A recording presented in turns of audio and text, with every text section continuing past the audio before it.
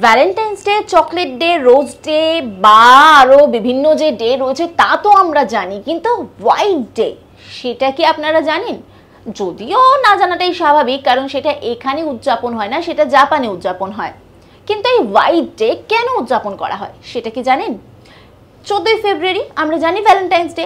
সেই দিনকে মহিলারা মানে জাপানিজ মহিলারা পুরুষদেরকে চকলেট দেন এবং তারা সেই চকলেটটা গ্রহণ করলেন না প্রত্যাখ্যান করলেন তার জন্য কিন্তু 1 মাস অপেক্ষা করতে হয়, মানে 14ই মার্চ। সেই 14ই মার্চ হচ্ছে হোয়াইট ডে।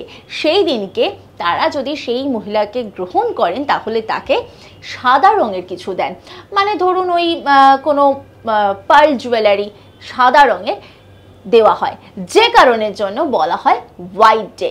কি এই তথ্য কি জানতেন? বেশ মজার না? একটা একদম নতুনত্ব বিষয় রয়েছে, অভিনবের একটা কিন্তু ছায়া রয়েছে বলা যেতে পারে।